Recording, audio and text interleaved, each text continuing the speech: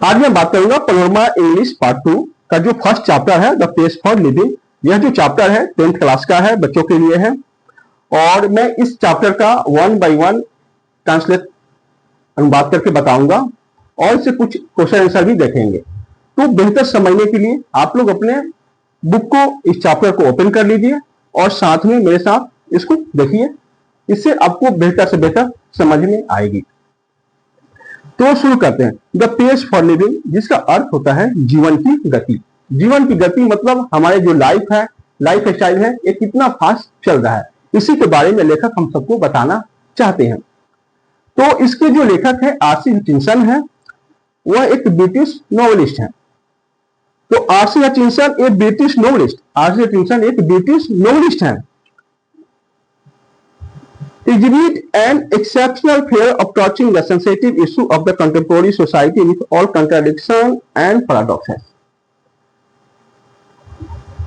कहा जाता है कि वह समकालीन समाज के संवेदनशील मुद्दों को, जो कि विरोधाभाव और मिथ्या भाव भी उसमें रहा है, ऐसे चीजों को टच किए हैं और समाज के सामने लाए हैं। In the pace of living, the pace of living जो यह चैप्टर है, इसमें R C. Hutchinson capture the agony of modern man. इस चैप्टर में उन्होंने जो आधुनिक समाज के मनुष्य हैं, उनके पीड़ा को उन्होंने कैप्चर किया है, उन्होंने दिखाया है। He bring out how the first moment of man, things and object hurt the normal rhythm and exert undue pressure on man, woman and children। कहा जाता है कि उन्होंने इस चैप्टर के माध्यम से ये बताने की कोशिश किया है कि जो फास्ट मोमेंट है, या तो किसी व्यक्ति की हो या वस्तु की हो या किसी चीजों को हो, वह जो फास्ट मोमेंट है वो मनुष्यों के नॉर्मल मोमेंट से बहुत आगे है। मतलब जो भाग दौड़ की जो जिंदगी है, जो नॉर्मल होनी चाहिए, उससे बहुत आगे हो गया है। और इसकी वजह से या तो कोई स्त्री हो या पुरुष हो या बच्चा हो, उस पर एक प्रकार की दबाव पड़ते जा रहा है। इस चैप्टर को शुरू करते हैं, वो बोलते हैं कि I saw a play in Dublin not long ago in which the chief character was an elderly corn merchant in the small Irish country town. बोलते हैं कि बहुत समय पहले, कहते हैं कि कुछ समय पहले मैं डबलिन में एक मूवी देख रहा था, जिसका जो मुख्य कैरेक्टर था वह मकई का व्यापारी था और वह आयरिश कंट्री के छोटे टाउन का रहने वाला था। He was a man of many anxiety, his heart was dicky। वह जो आदमी था उसके पास बहुत चिंताएं थी और उसका जो दिल था वो कमजोर था। His nephew was cheating him, उसका जो भतीजा था उसे धोखा दे रहा था। His piece of life and his wife had the fantastic notion of spending €10 on holiday। और उसकी जो पत्नी थी उसकी बहुत बड़ा इच्छा था कि हॉलीडे पे वो €10 खर्चा करे। All together the pace of life was getting too much for him. ये सभी मिला के जो जीवन की गति थी उसके लिए काफी ज्यादा पड़ रही थी। And in the moment of despair he uttered a great cry from his heart. और इस सभी मोमेंट में, इस क्षण में उसके दिल के अंदर से एक प्रकार की आवाज आ रही थी। They tell me an aeroplane now goes at 1000 miles an hour, now that's too fast। और उस मूवी में एक लाइन आता है, एक सेंटेंस आता है, और यह एक प्रकार से कह दें तो एक प्रकार की उसमें बातें बताई जाती है, बोली जाती है कि अब इस समय में एक एरोप्लेन 1000 माइल्स पर घंटा चलती है, जो कि बहुत फास्ट है। तो इस पे जो लेखक हैं वो बोलते हैं, for me that was most enchanting line in the play. बोलते हैं कि ये बहुत अद्भुत लाइन है मेरे लिए इस प्ले का। The man's complaint was so hilarious irrelevant to the heated situation। कहते हैं कि मनुष्य का जो कंप्लेंट है, शिकायत है, उसके सिचुएशन से रियली अप्रसंगत है, बिल्कुल मिलता नहीं है। एंड बिसाइड्स कॉमिक, कहते हैं कि मुझे एक प्रकार की कॉमिक ही लगता है, कटू ही लगता है। It struck me as a perfect illustration of the way the Irish get a subtle truth by the most unlikely approaches. कहते हैं कि मुझे इस बात से चकित हुआ या मैं रुक गया कि आयरिश लोग एक अलग तरीके से एक जटिल ट्रुथ को एक छोटे से उदाहरण के माध्यम से कैसे जान लेते हैं।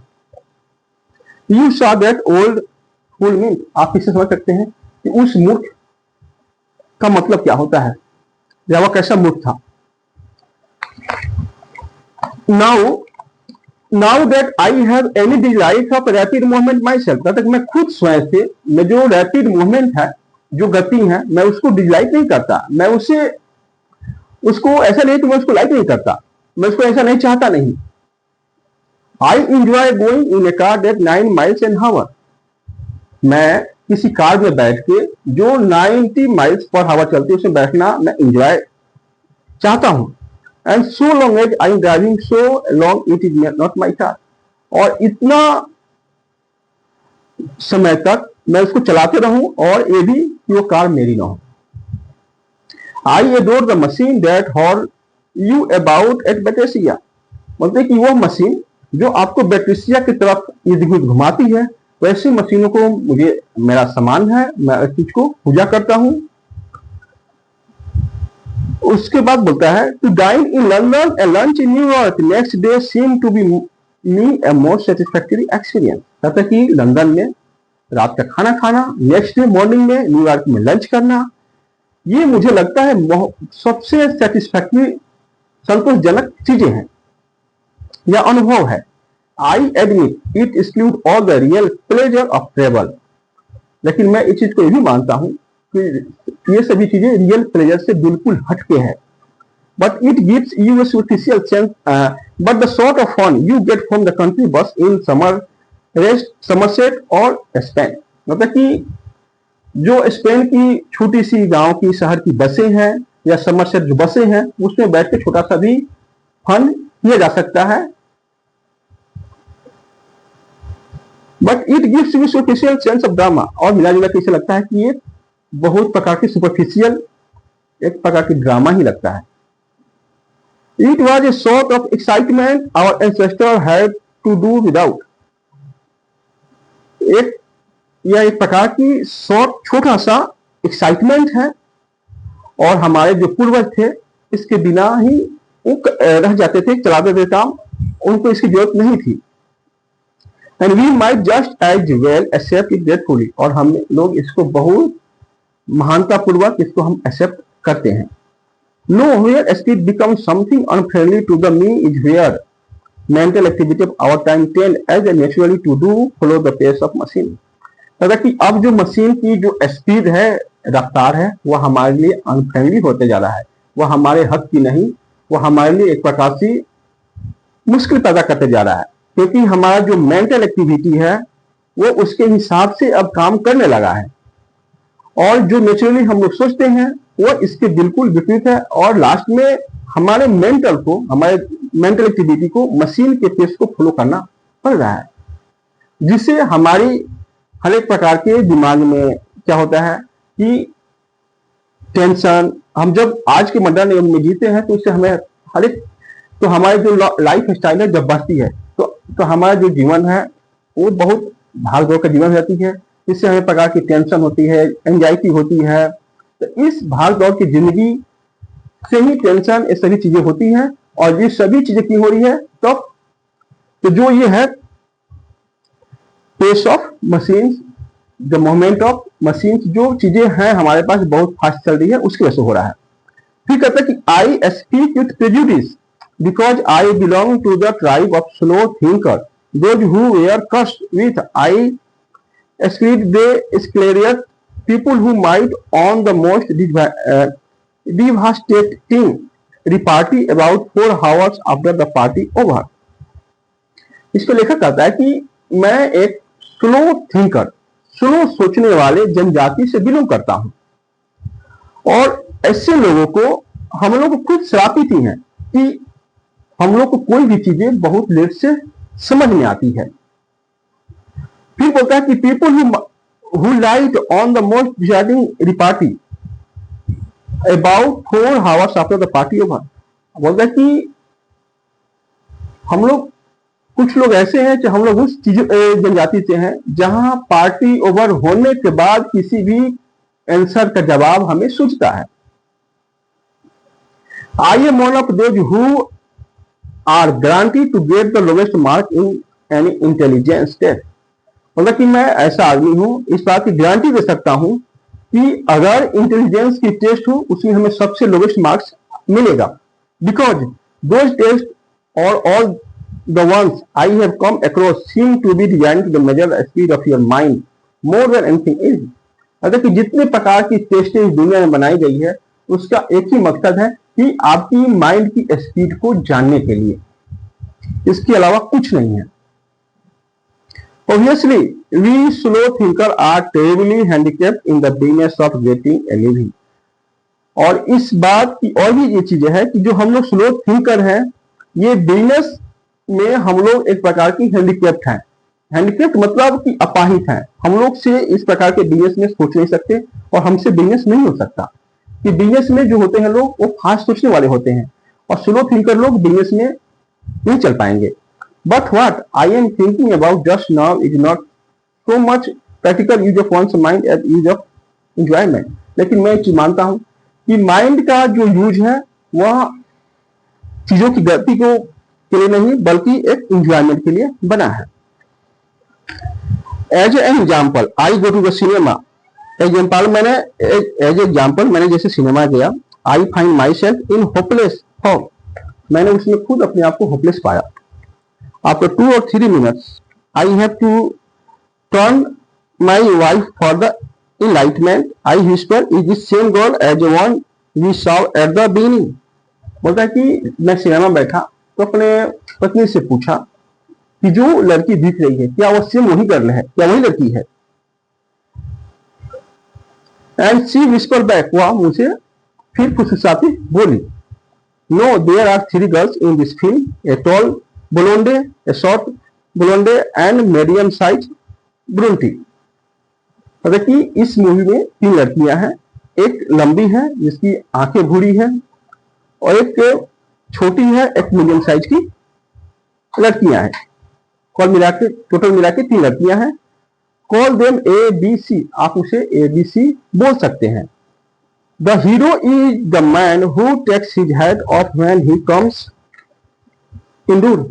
इस फिल्म का जो हीरो है वह रूम के अंदर दाखिल होता है, अपने टोपी को निकालता है। He is going to fall in love with the girls B C A in order.